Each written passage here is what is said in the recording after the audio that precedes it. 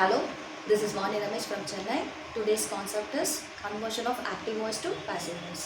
Let us get into the concept.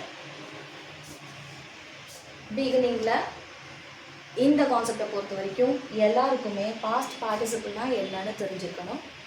ஒரு example வச்சு சொல்கிறேன் சிம்பிளாக. ஸ்பீக்குங்கிறது V1 ஃபார்ம் ஆஃப் வேர்ப், அதாவது உங்களுடைய present tense. Spoke past tense, spoken past participle, which is your V3 form. So every verb has three forms: V1 present tense, V2 past tense, V3 past participle.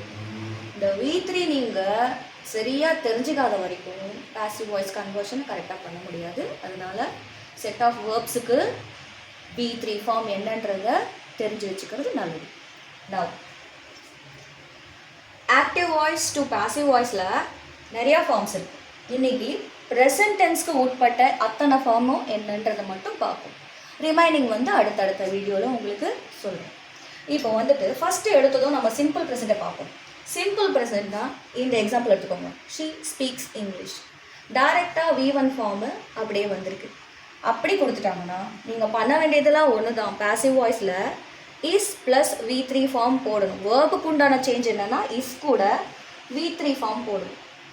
இந்த issue எப்போ வரும் அப்படின்னா உங்களுடைய object singular ஃபார்மாக இருந்தால் is வரும்.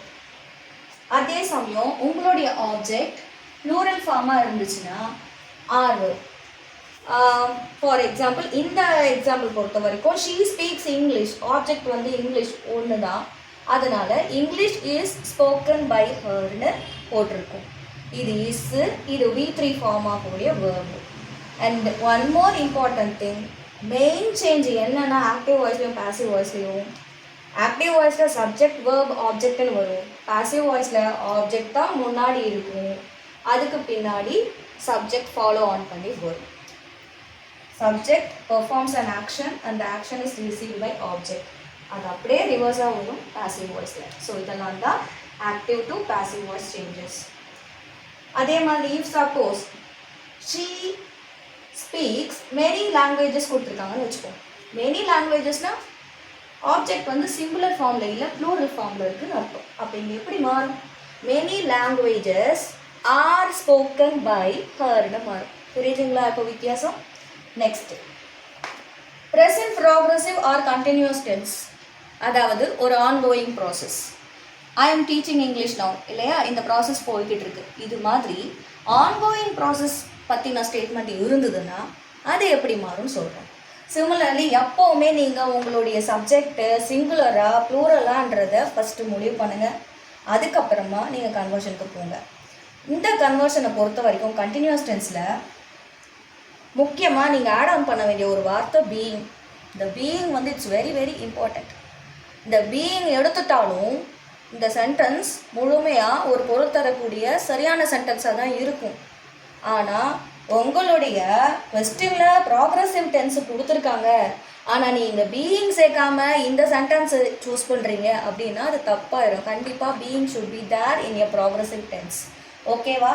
So இப்போ conversion பார்ப்போம். They are seeing மூவின்னு கொடுத்துருக்கேன். இதில் தே சப்ஜெக்ட், ஆர் சீயிங் உங்களுடைய வெர்பு. இப்போது இது எப்படி இங்கே கன்வெர்ட் ஆகுதுன்னா object singular object movie. The movie object சிங்கிள்ன்றதுனால இஸ் போட்டிருக்கோம். ப்ராக்ரெசிவ் டென்ஸு கன்வர்ஷனில் பீயிங்கோட ஆட் ஆகி தான் வரும், அதனால் பீயிங் போட்டிருக்கோம். உங்களுடைய வேர்ப் சி, சியோட செகண்ட் ஃபார்ம் சா, சியோட தேர்ட் ஃபார்ம் சீன். நம்ம V3 தான் போடணுங்கிறதுனால the movie is being seen by them. They இங்கே பாசிவ் வாய்ஸ்க்கு போகும்போது பை தெம்முன்னு மாறும்.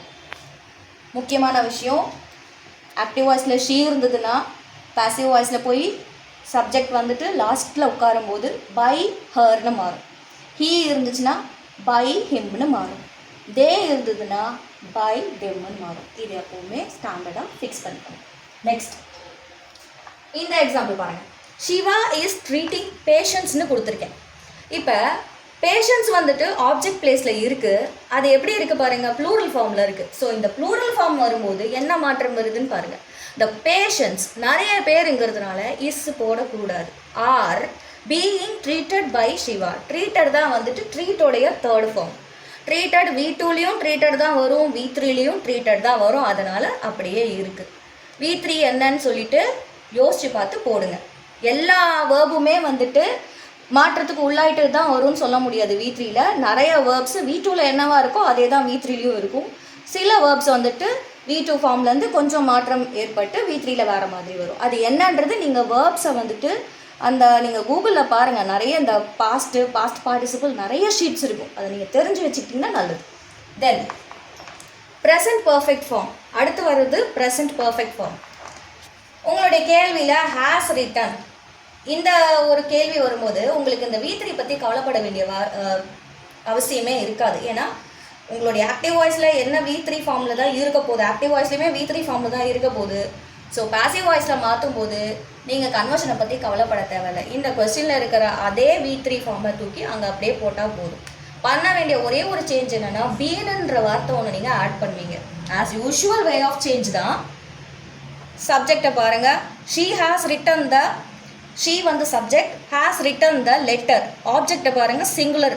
ஓகேவா? லெட்டர் ஒன்றே ஒன்று தான். ஸோ த லெட்டர் ஹேஸ் அப்படியே தான் வருது. ஆனால் உங்களுடைய முக்கியமான விஷயம் என்னது? பீன் ஆட் பண்ணும். Has been.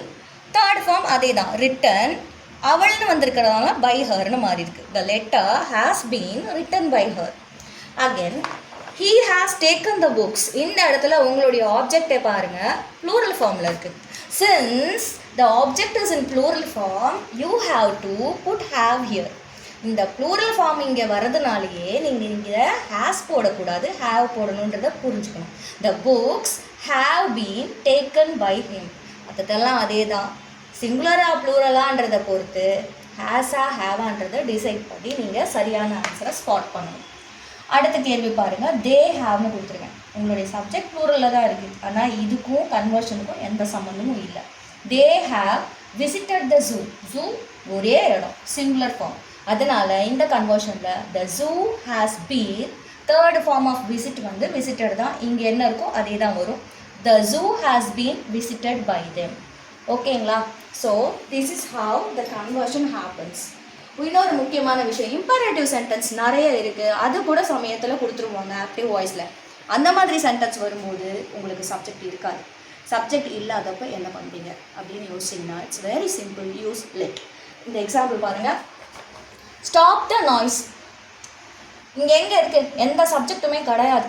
ஸோ இதை எப்படி நீங்கள் பாசிவாக கன்வெர்ட் பண்ணிங்கன்னா லெட் யூஸ் பண்ணுங்கள். அகேன் ஃபஸ்ட்டு நீங்கள் லெட்டு போட்டுட்டு ஆப்ஜெக்ட் தூக்கிட்டு வந்து முன்னாடி போடுங்க. இங்கே என்னது? Receiving thing noise. Let the noise be stop. ஸ்டாப்டுங்கிறது ஸ்டாப், இந்த வேர்போடைய V3 form stop. Let the noise be ஸ்டாப்டுன்னு மாறும். உங்களுக்கு அந்த ஆப்ஜெக்டை போட்டுட்டு பி ஃபார்ம் ஆஃப் வேர்பு போடணும், அதுக்கப்புறம் V3யை ஆட் பண்ணணும். ஓகேவா? Let the noise be stop. இன்னொரு எக்ஸாம்பிள், க்ளோஸ் த பாக்ஸ். இதுவும் ஒரு imperative sentence. Let the box be க்ளோஸ்டுன்னு மாறுது. ஸோ இதோட இந்த கான்செப்டை இன்றைக்கி முடிச்சுக்குவோம். நாளைக்கு ஆக்டிவ் வாய்ஸில் பாஸ்ட் டென்ஸ் வெவ்வேறு ஃபார்மில் வரும்போது பாசிவ் கன்வர்ஷனில் எப்படி வருதுன்றதை இன்னொரு வீடியோவில் பார்ப்போம். Thank you so much. I hope you understand.